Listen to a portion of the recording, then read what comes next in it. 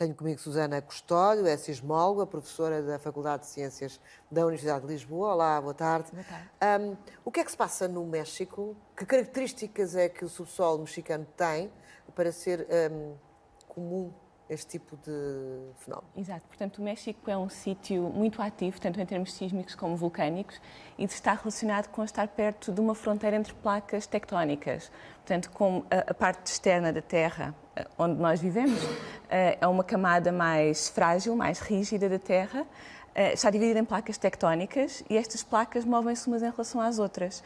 Quando duas placas colidem, que é o caso no México... Estamos a falar de placas tectónicas para um absoluto leigo. Exato, o que é que são placas tectónicas? Muito simplesmente, o que se passa é que a Terra tem várias camadas, camadas mais internas, camadas mais externas. Esta camada mais externa é mais fria, portanto, é mais rígida e também mais dura frágil. do que as camadas internas, que são mais quentes e mais líquidas, digamos, não é? Não líquidas, mas menos rígidas, digamos assim. E, portanto, esta camada mais externa tem um comportamento muito frágil. Quando é submetida a forças, ela parte. E esta camada mais externa do globo não é única, ela está dividida em várias grandes placas tectónicas. Temos a placa norte-americana, a placa do Pacífico, a placa euroasiática, há várias. E estas placas têm movimentos independentes umas em relação às outras.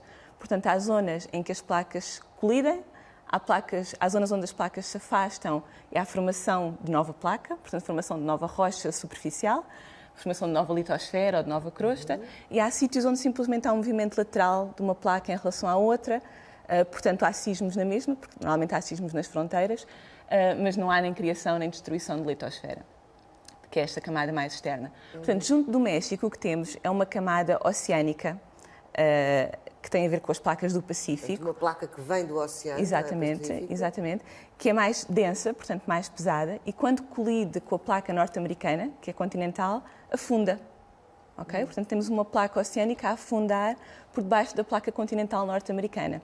Portanto, o que é que temos? Temos duas placas a movimentarem-se uma em relação à outra, e isto vai gerar fraturação das rochas. E os sismos são exatamente estas placas a partirem e a ajustarem-se quando há este movimento de uma em relação à outra. Esses movimentos são naturalmente muito lentos. E quando é que acontece essa grande... Não são assim tão lentos, por incrível que pareça. Portanto, aqui perto do México, estas duas placas convergem a uma velocidade de cerca de 80 milímetros por ano, 8 centímetros por ano, que é mais ou menos a velocidade a que cresce o nosso cabelo, se nós pensarmos nisso. 8 centímetros por ano, talvez até seja mais rápido o movimento destas placas do que o movimento a que cresce, e nós sabemos que temos que o cortar. Portanto, é algo que se mede perfeitamente.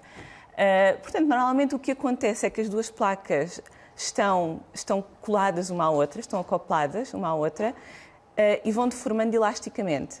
Portanto, as próprias rochas vão deformando elasticamente. Quando chegam ao seu limite, partem.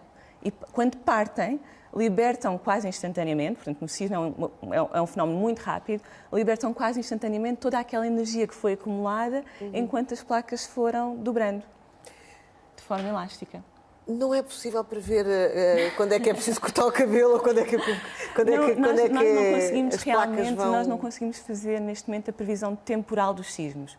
Isto é, quando é que os sismos vão acontecer. Não conseguimos fazer uma previsão determinística. Mas conseguimos prever com alguma segurança onde é que é mais provável que eles aconteçam. Portanto, no espaço, conseguimos dizer quais são as zonas mais sísmicas, onde é que estão as falhas que vão gerar sismos. Nem sempre é possível, há falhas que estão escondidas, nós não as conhecemos, mas em muitos casos, neste caso do México, esta zona de interface entre uma placa e a outra é uma zona sísmica muito bem conhecida. Já agora, este sismo não foi um sismo entre as duas placas, que é o normal, foi um sismo dentro da própria placa que está a mergulhar, portanto, que está a subductar. Portanto, à medida que a placa vai dobrando, ela também vai partindo, e foi o que aconteceu neste caso. Tem alguma coisa a ver? É uma onda de choque relacionado com o sismo de há umas semanas ou não? É difícil dizer ainda neste momento, portanto, vamos ainda ter de avaliar, mas é provável que esteja relacionado. Portanto, não é uma réplica no sentido estrito, porque normalmente as réplicas no sentido estrito são pequenos sismos que acontecem ao longo do plano de falha onde aconteceu o sismo. Portanto, quando acontece um sismo, temos uma falha, há zonas, há um epicentro, há uma falha, portanto, há deslizamento ao longo de todo um plano, há zonas que deslizam mais do que outras e, tipicamente, as réplicas depois vão acontecer nas regiões onde houve menos deslizamento, portanto, onde, digamos assim, onde não rasgou tudo, vão rasgar o resto.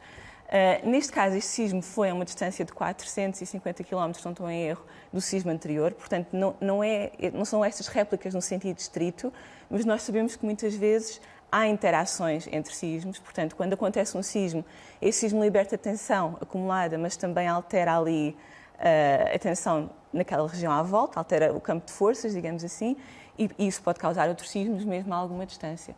E são de esperar réplicas deste sismo de Sim, hoje? qualquer sismo tem réplicas, mesmo os mais pequeninos têm réplicas. Portanto, há que esperar e há que tomar precauções em relação a isso. Exatamente, e as réplicas muitas podem até ser mais perigosas, porque quando os edifícios já estão danificados, depois mesmo sismos de baixa magnitude podem causar estragos, e as réplicas podem também ser, ou seja, pode vir ainda a acontecer um sismo de maior magnitude, porque como há estes fenómenos de interferência, nem sempre os sismos que vêm a seguir são de magnitude mais baixa, podem ser de magnitude mais elevada.